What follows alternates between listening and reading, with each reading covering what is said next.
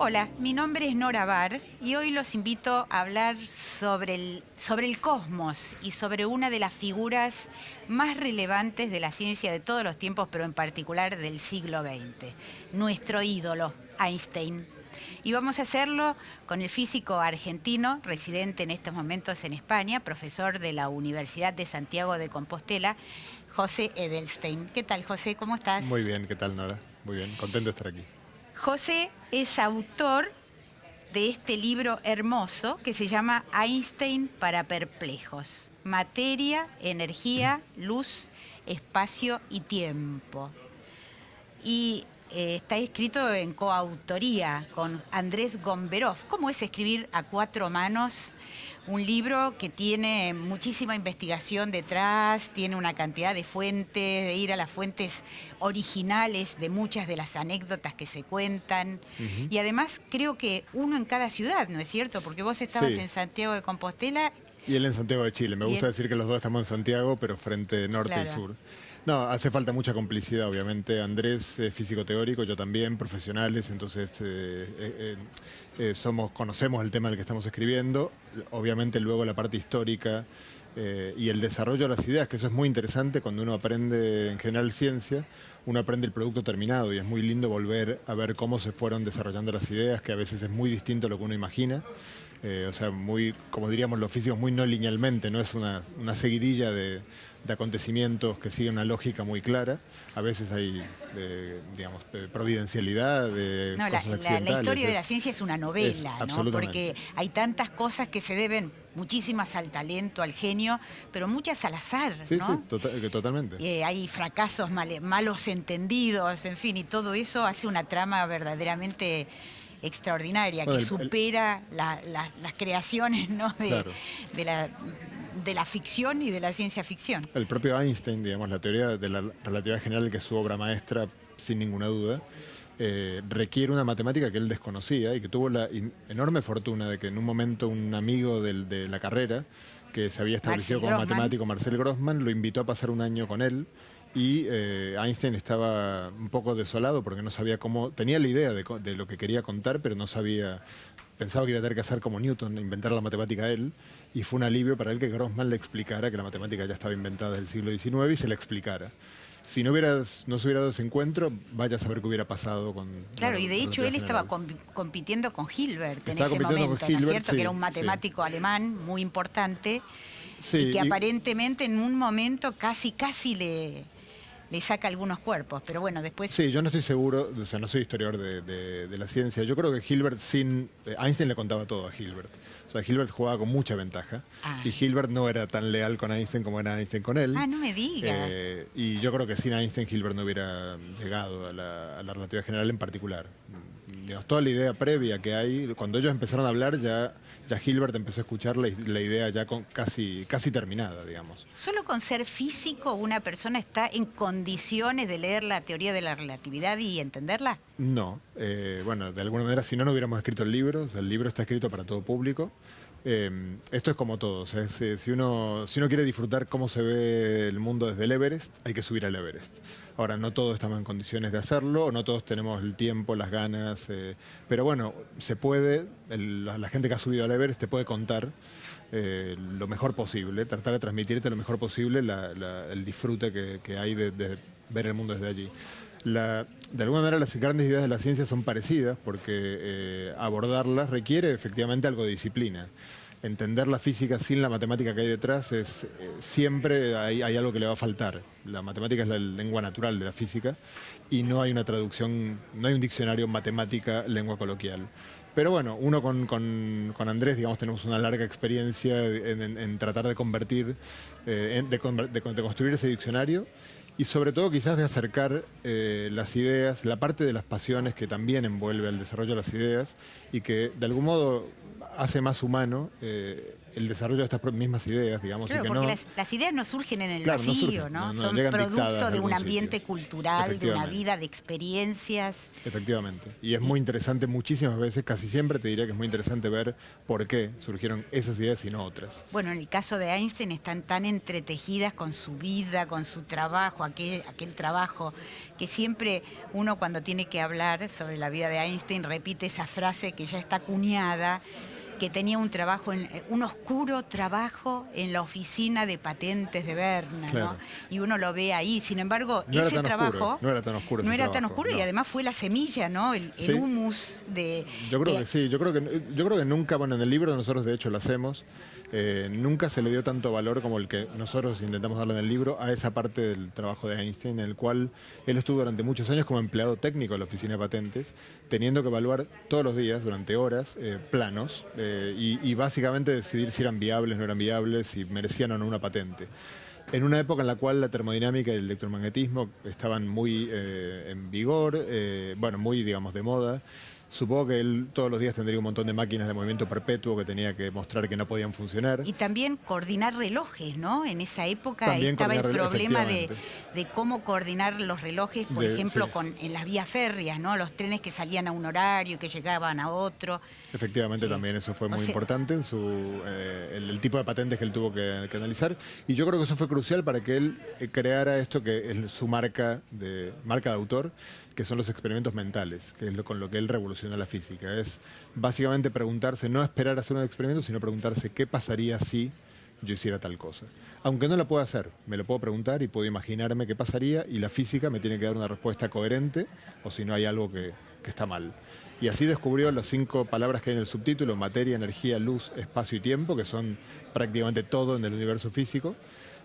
Y que en ese momento todo el mundo estaba convencido de que había teorías muy consistentes para estas 5 cosas. Bueno, pues resultó que estaban todas mal, básicamente, y Einstein descubrió que estaban, claro, no gravemente mal, si uno quiere ponerse un poco, digamos, al final eran pequeñas cuestiones las que estaban mal, pero que hacían que estuviera la teoría completa mal, esencialmente. En el caso del espacio y tiempo, por ejemplo, hay algo que además es un descubrimiento actual: las ondas gravitacionales muestran que la teoría de Newton está gravemente mal. O sea, en la teoría de Newton no hay ondas gravitacionales, en la de Einstein sí hay, y las hemos visto. Incluso lo superó, sí, superó incluso sus propias expectativas la teoría, ¿no es cierto? Porque predijo, digamos, dentro de la formulación de su teoría existen resortes que pudieron dar lugar a objetos cósmicos que ni él mismo aceptaba, ¿no? Claro, como el caso de los agujeros negros. Por supuesto, sí, sí. O sea que creó algo más grande que él mismo, ¿no? Creó algo más grande, sin duda. Digamos. Sin duda. Al final, en la física, los grandes autores de la física inexorablemente hacen eso, porque lo que tiene una teoría científica es que si es correcta, digamos, vale para siempre. Eso ya nos trasciende, porque nosotros no valemos Ustedes dicen para al siempre. comienzo del libro que la irrupción de Einstein en la física, cuando tenía 26 años y tuvo ese año maravilloso con cuatro trabajos firmados por él solo y cada uno más revolucionario que el otro, sí. Y utilizan un adjetivo que me impactó, porque dicen fue sobrehumano. Tal es la trascendencia de Einstein. A veces uno piensa, bueno, pero ¿verdaderamente será tan grande? Sí, lo es. O sea, es que es verdad, cuando uno se lo pone a pensar, digamos, ya en una vida, hacer uno de esos 4 trabajos, un físico, digamos, yo si un trabajo de eso fuera mi obra de toda la vida, ganaría el premio Nobel, seguramente.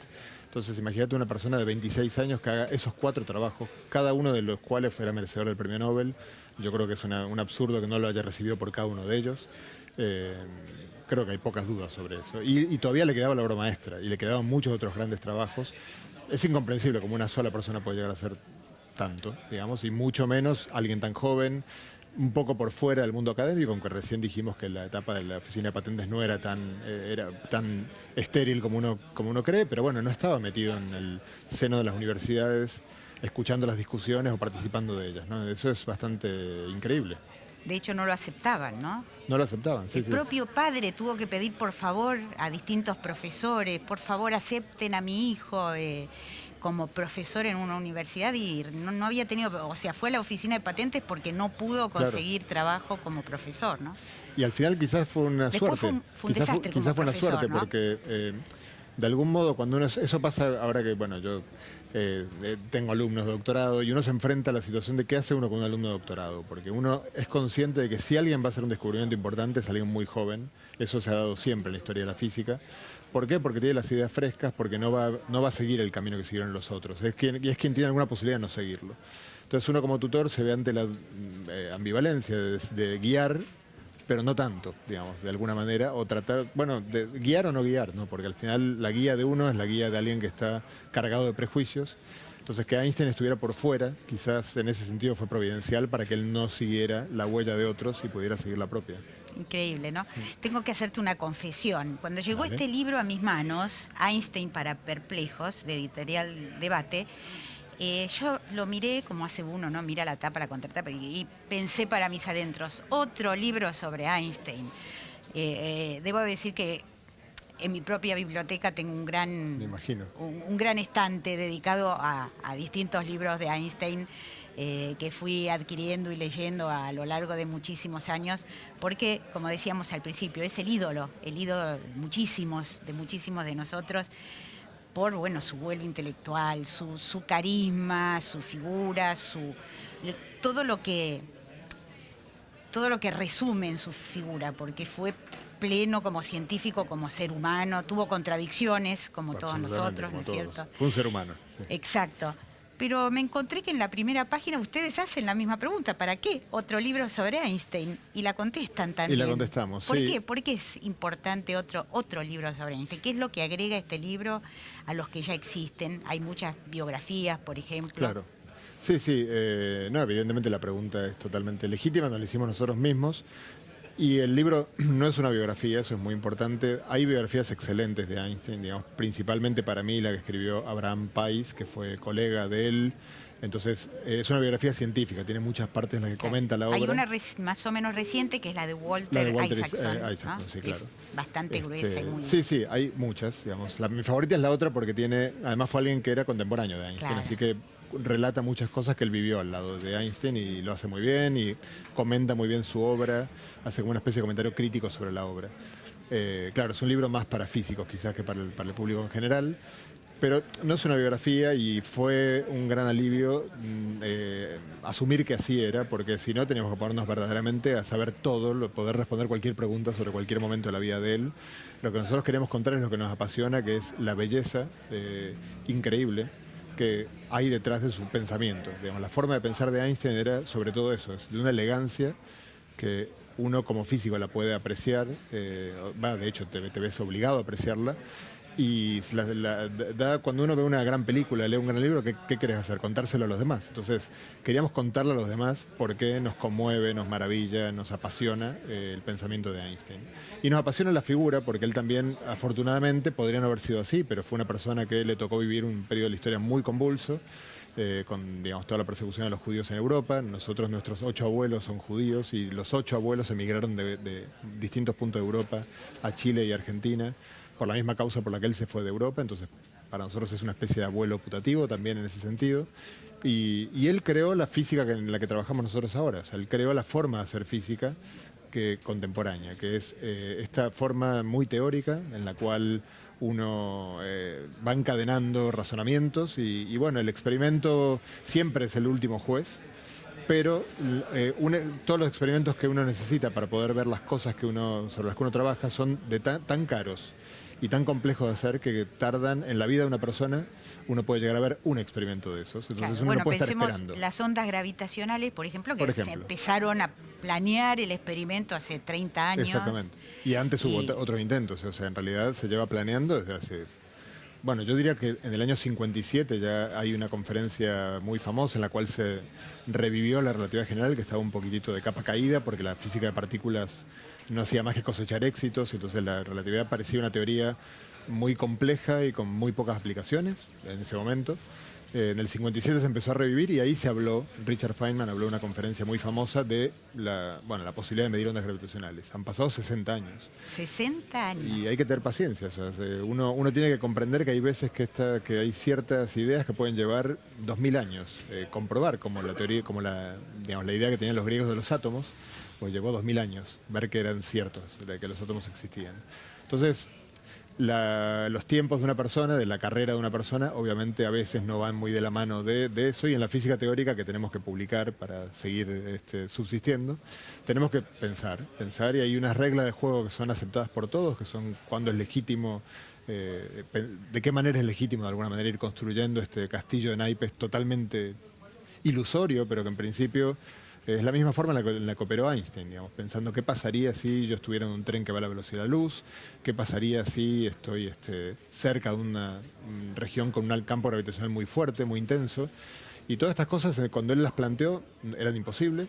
Algunas siguen siendo imposibles hoy, pero todas terminaron siendo ciertas. Pues la física, hay una unidad en la física, las cosas tienen que ser consistentes unas con otras. Entonces, por eso funciona esta forma de pensar en la cual uno se aparta un poco de lo que se puede hacer, pero en direcciones que siguen teniendo conexión con lo que se podría hacer algún día. Algo muy lindo del libro es que ustedes en muchas partes adoptan el estilo de un novelista, ¿no? Nos transportan de alguna manera a esos momentos cuando él recorría los senderos que llevaban a su casa en Princeton, o esperaba a una becaria, o en fin, vivía otros momentos de su vida, reconstruyen eso y reconstruyen también la de otros personajes digamos, vinculados a veces no solo por la simultaneidad, por ser contemporáneos, sino porque por un vínculo, por un puente de ideas, ¿no?, entre unos y otros. ¿Cuándo se acercaron, digamos, ustedes cuando estudiaron la teoría de la relatividad como alumnos? Claro, uno ve la teoría, pero no tiene todo ese entorno claro, cultural. ¿Siempre los fascinó este personaje o a lo largo de la carrera empezaron a descubrir y a maravillarse con... Yo creo que Einstein desafíos? fascina a cualquier físico, y yo casi te diría, me animaría a decir que casi todo estudiante de física que entra a estudiar la carrera tiene de alguna manera en el horizonte el póster de Einstein, como un futbolista tiene el de Messi. Quizás actualmente Hawking ha reemplazado un poco esa figura icónica y motivadora, digamos. Ahora, como te decía, Einstein tiene estos otros aspectos humanos, también fue un pacifista y una persona que toda su vida creyó, quizás de manera muy ingenua, en la bondad del ser humano, en la posibilidad de hacer una sociedad de las naciones, sin guerras, probablemente muy ingenuo. Él tuvo alguna correspondencia con Freud en la que Freud hasta se burló de él por su ingenuidad, pero bueno, es un personaje muy querible, a pesar de que luego en la esfera más íntima, personal, que haya sido... Tuvo sus cosas. Tuvo sus como cosas, todos. por supuesto, como todos. Que además también son interesantes, o sea, nosotros no le tuvimos miedo a enfrentar aspectos que no nos gustaran de Einstein, o sea, querer, uno quizás de niño se acostumbra a querer a los próceres de mármol que nos regalaba Villiquen, y me parece mucho más interesante aprender a querer a seres con los cuales hay cosas que te desagradan también, que al final es lo que nos pasa con los seres que tenemos a nuestro alrededor. O sea, hay gente que queremos mucho y que hay aspectos que nos resultan un poco oscuros, pero hay que aprender a convivir con ellos. Einstein siempre en ese sentido nos fascinó a los dos. También nos fascinan muchas otras cosas que son las que estás mencionando que aparecen. Nos gusta mucho a los dos la música, la literatura. Entonces aquellas lecturas o músicas en común que encontramos en gustos similares a los que tenía Einstein, pues obviamente fue un placer enorme introducirlas en el libro.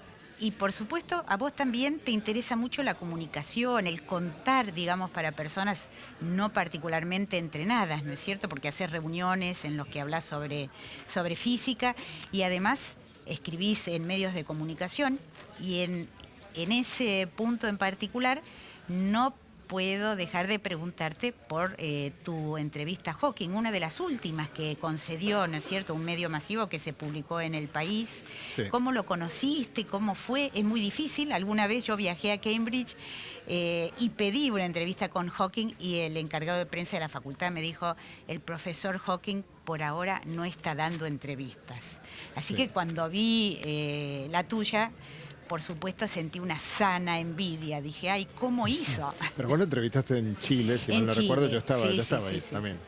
En Chile sí, pero bueno, años, ya cuando estaba, lo vi pasar por las callecitas de Cambridge, alguna vez que estuve por allí con sus enfermeras y todo, pero nunca pude obtener una entrevista formal, ¿no? Claro.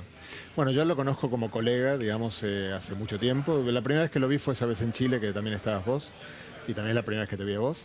Y luego, en realidad, durante unos 10 años lo veía en conferencias y no era mucho más que verlo en conferencias y estar cerca, poder pasar cerca, pero no un trato. Es muy difícil también tener un trato con él por las dificultades enormes de comunicación que él tenía.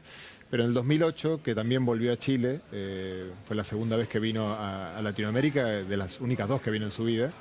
Y ahí fuimos a una de estas conferencias parecida a la que fuiste vos, que era muy chiquitita. Entonces establecí un vínculo más estrecho con mucha gente de su círculo. Y entonces ese año surgió la idea en Santiago de Compostela de crear un premio de comunicación de la ciencia. La idea era arrancar a lo grande. Había otro candidato enorme para dar el premio, pero yo sugerí la idea de Hawking y me dijeron, bueno, pero a ver, la idea es que venga. Bueno, yo dije, bueno, ¿por qué no? O sea, no le voy a proponer nada indecente, simplemente candidatearlo a un premio. Claro. Bueno, y para sorpresa de todos, dijo de entrada que sí, que él estaba encantado de ser propuesto, obviamente ganó el premio, y vino a Santiago en el 2008, una semana entera, que fue... No habría palabras para explicarte lo que fue eso, porque la ciudad se dio vuelta, Impresionante, patas sí. arriba, una semana entera. Sí, en Fue una eso, locura. en la popularidad, creo que fue parejo a lo de Einstein, ¿no? Sí, o probablemente está por arriba, porque hoy en día, simplemente por los medios Por que hay los hoy en medios, día claro. de difusión, ¿no? Y bueno, fue muy linda. La experiencia fue hermosa y sobre todo para mí fue, claro, yo tuve que estar muy cerca de él. O sea, prácticamente todo el día estaba con él, y eso hizo que pudiera por primera vez, debo decir, después de 10 años, atravesar la esfera del personaje y conocer a la persona. ¿Y te la verdad es que la defraudó? persona, no, para nada, al revés. Yo más bien, como creo que ocurre con muchos colegas, lo veía siempre con cierto recelo, porque la fama de él hacía que, o sea, la fama la tiene bien ganada, digamos, pero la fama de él hacía que su presencia en las conferencias siempre fuera producía, distorsionaba todo. O sea, yo he Claro. llegado a ver periodistas empujando a premios Nobel para sacar una foto a Hawking, ¿no? Entonces, claro, la gente le molestaba que la sensación de que su fama, por más que la merezca, no estaba tampoco, es que era Einstein que había revivido, digamos, y había otra gente igualmente talentosa, valiosa, a la cual no le hacían ni que la caso. ciencia no está exenta de egos, No, ¿no por es supuesto, cierto? por supuesto, obviamente. Entonces, bueno, yo si bien yo veía esas situaciones, él también tuvo, su segunda esposa fue una persona difícil, que en las conferencias también se encargaba un poquitito de alimentar cierta antipatía que podía haber por él. Al contrario, cuando lo conocí, vi una persona de una generosidad que me quedé asombradísimo, porque verdaderamente todo lo que se le pidió, cuando venía gente que lo quería ver, siempre se ofreció, pudiendo escudarse, ya no en su discapacidad, digamos que era severa, sino simplemente sin dar explicaciones. O sea, se podía meter en la habitación del hotel y punto, a cumplir con lo que habíamos acordado, y lejos de eso, aceptó todo lo que le he propuesto. De hecho, incluso después... Bueno, yo después estaba en la casa de él, he cenado en la casa de él, por eso la propuesta de la entrevista vino después de... De hecho, fue una propuesta que yo creo que él la aceptó porque tampoco estaba muy claro qué iba a hacer yo. O sea, yo le dije, quiero ir a charlar con vos. Él me dijo, bueno, yo la verdad que pensé que le iba a hacer una pregunta y que se iba a terminar ahí, pero para mi sorpresa fueron 2 horas en las cuales le hice 3 preguntas porque es muy lento él para responder. Claro, sí, sí. Pero tiene la particularidad que a mí me dejó muy contento, que es que yo sepa la única entrevista que ha dado en los últimos 15 años que no está pactada previamente, sino que yo le pregunté lo que quería y él me respondió lo que él quiso en el momento. Claro. Además, acercarse a semejante personaje, ¿no? Que también reúne no solo su faceta como científico, sino una faceta humana verdaderamente descollante, impresionante, ¿no? Absolutamente, es una Así persona admirable. O sea, ¿qué puedo decir yo más que una persona que en condiciones que son difíciles de imaginar? Pues yo creo que la gente, me acuerdo, yo me hice amigo de 2 de sus hijos y la hija me decía algo que me dejó me impactó. Me decía, la gente se olvida de que él es Hawking las 24 horas del día. O sea, la gente lo ve media hora en una conferencia y entonces de repente, bueno, ve las dificultades que él tiene, pero bueno, lo ve en situaciones en las cuales él es la estrella.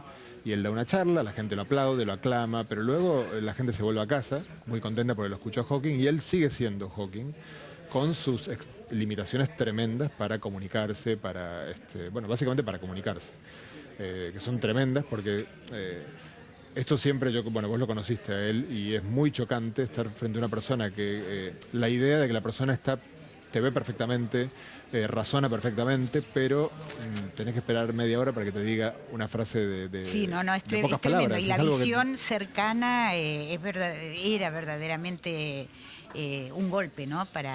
No era solamente la imposibilidad de hablar, sino toda su posición.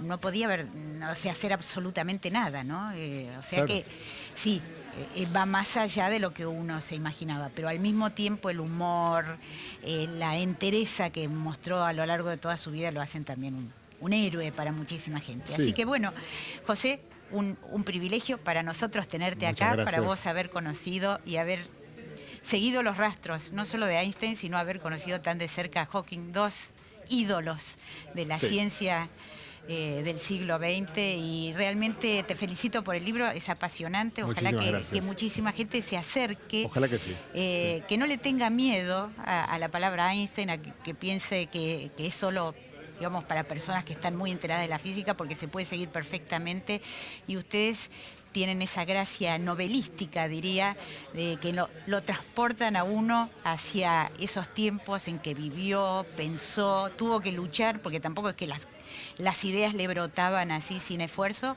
como cualquiera tuvo que hacer un Claro, por esfuerzo muy supuesto. grande, y es una vida apasionante. Por supuesto. José, Muchas muchísimas gracias, a vos, entonces Nora, por haberte acercado hasta aquí, hasta estas conversaciones en La Nación. Muchas gracias a vos. Gracias.